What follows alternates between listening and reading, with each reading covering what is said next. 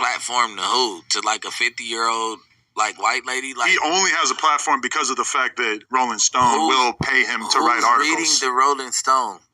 Nobody reads I don't think the people if that they talk shit about somebody famous and the shit can go viral on Twitter, then briefly they will have a moment with some fucking attention put on them, you know? But nobody's clicking Rolling Stone every day, right? And they know that. They know that shit disappeared. Yeah. That's what I'm saying. They reading the tweets. I mean, yeah, of course you see Rolling Stone come across your timeline, you'll read the tweet, like, for sure. But it's just like, when we going for hip-hop or controversial shit, are we going like, what did Rolling Stone have to say about this? No. And they can't afford to even hire like people who have relevant voices in the culture. Like, they can never have enough money to hire somebody like me or Ak or whoever. So instead they'll write an article about Ak streaming on Rumble and say, oh, academics is alt-right adjacent.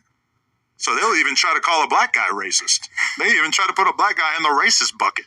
That's how not convincing that shit is to people. Like, when I even, like, I was talking to Ak about the fact that article was about to come out, and he is just like, bro, don't worry about it. He's like, that shit ain't gonna do nothing.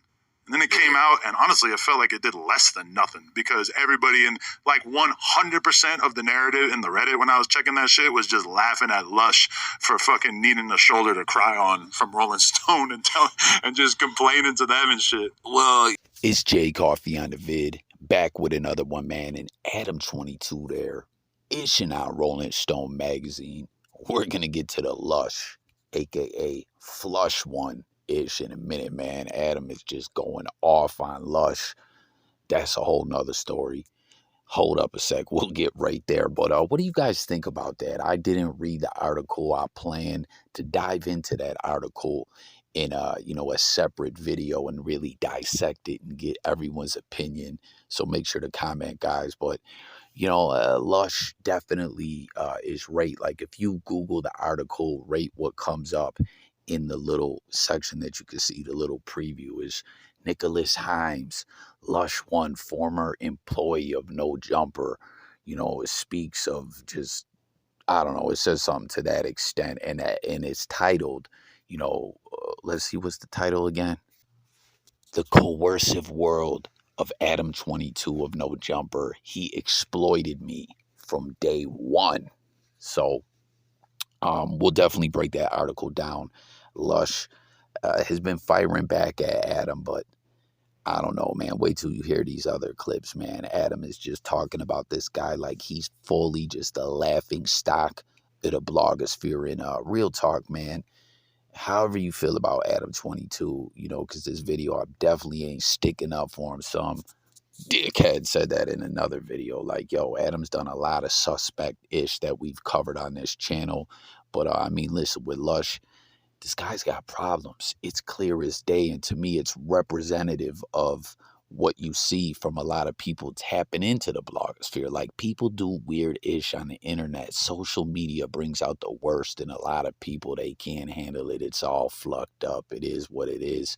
But getting back to this other side of things, this article, Adam22 is just like, yo, Fluck, Rolling Stone, Ak told me it wouldn't do nothing, and it didn't do anything. It was less than nothing. And there was some issues about King Trell, talking to Rolling Stone, as I guess prior to the article in the interview that Trell did with them, the short interview. They didn't use much of what Trell had to say, because Trell, I guess, said to Adam, yo, I got love for you. So, you're lucky, or I would have probably talked some more ish, but he didn't. He just more or less, said that they were unhappy. Trell and some of the other individuals who left were unhappy about, that individual that Adam22 interviewed, that it was a very uncomfortable situation, and he kind of left it at that. But I don't know. What does everyone think about Adam ishing on Rolling Stone and these journalists? He's laughing them off and dismissing them and saying that they're more or less haters, that now in the blogosphere era, content creators like Adam22, like DJ Academics, are the big homies in the industry. And Rolling Stone is kind of washed in a sense. I mean, the content of the articles still do make it into discussions and things of that nature, but I mean, it's just the magazine era isn't really alive anymore, you know? But I don't know, comment with your thoughts about that, but let's get to this Lush part. And before I do, something else I wanted to point out. Did you hear that Adam referenced that Reddit? He's like, most people were saying in the Reddit, you know, that Lush needed a shoulder to cry on or whatever. I swear, shout out to my bro Casey. He pointed it out, man, that Reddit and the Discord as well. We know all the drama that happened from the Discord with Lush and all that, but that Reddit has like Adam and a lot of individuals at No Jumper in their feelings. They just can't get away from that Reddit. They gots to read it. You got to think, for Lush to be in the Rolling Stone, it's crazy. Yeah, it's crazy. Geeked. So he probably got off way more than what they put in there. Also, just like he thought he was gonna get off back on Fig. I bet you they didn't talk about Lush World. Nah. Yeah. like for sure. They didn't even at you. You should have changed your at to Lush World for a day so people could come. It's just sad, but yeah, I mean, like we've been through these types of situations where you have like tiny ass content creators that like, because that's the problem is that like even the clip of us just talking about Lush or whatever, like on the Clips channel, I don't know, maybe that clip will get like 40,000 views or some shit. Maybe a few more people will watch this week's podcast because they want to see us talk shit about an ex-employee or whatever. But ultimately, it does so much more positive shit for us to talk about him than for us to just ignore him, you know? And it don't really do much for us because it just puts attention on somebody that really don't deserve it, you know? So it's like us leaving him up Schitt's Creek and not talking about him is by far better going forward. So Remo, let us not clip any more clips about Flush at this point. I keep meaning, because I want to do the Donald Trump thing and give him a nickname and call him Flush because there's shit going down the toilet. But I keep forgetting to call him that, and I just called him it one time at the end of this. So. But again, shout out to the people who be prank calling him on stream because they are the funniest motherfuckers on earth. That's crazy. I'm gonna do it. Court, you beef with Flesh? Nah, but I will. Nah, and you know I will. The funniest shit about you don't have to just Josh. How many times did he ask for his job back via his manager? Imagine being his manager. At least 3 or 4 times within like a week or two. So when he wants to act like he willingly left and he was fed up with the shit that was going on here, motherfucker, you begged for your position back. So shut the fuck up with that bullshit. Absolutely nobody on earth is falling for that bullshit. When Rick told him to ask for his job back, that shit had me weak. Rick earned a lot of respect from me at that moment. From me. I was like, bro, that was funny. And the reason why he got off camera was because Rick said something about how a bitch catfished him. And Lush got so mad about it that it was obvious that it actually happened. Oh, it was a friend zone, not a catfish? Oh, yeah, okay, that's good, too. Yeah, imagine how many times he's been friend zoned. That's what I was about to say. Damn, man, so y'all heard that. That was cold-blooded. He's calling him Lush One.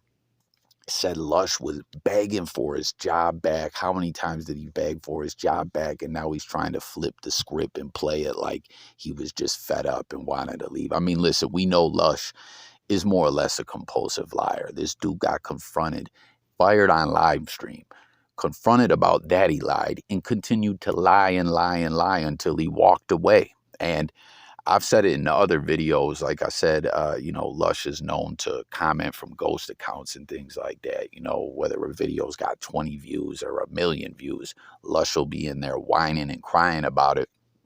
And it's like, yo, like, you're making yourself out to be this victim for getting fired. And again, I'm not an Adam22 fan or nothing like that. I've covered a lot of controversial ish about this guy. You lied. He pulled your card. You were doing fluck ish. You got called out for it and you couldn't handle it. You couldn't bear it. And you had nothing to say until you leave. Now you're on this whole other stuff and you're calling it it was a humiliation ritual. Like, come on, Lush, grow a set, man. But I don't know. You know, Lush was firing back, talking about he's not going to be the butt of anyone's jokes anymore. You know, like it's on, it's war and all this. He has a promising career in this field, and Adam's hating on him and trying to jam him up, doing funny style stuff behind the scene. Now, some of that could be true to be an extent, but in my opinion, man, a lot of this ish is in Lush's head. This man is his own worst enemy, and I don't know, he's continuing to move funny style. But you guys, let me know what you think about it all. Thanks for watching. Look forward to talking with everyone in the comments. Once again, if you're new, it's all about hearing what the people got to say over here. It's Jay Coffee Talk signing out. Sub up. I'll catch y'all on the next one. And I'm gone.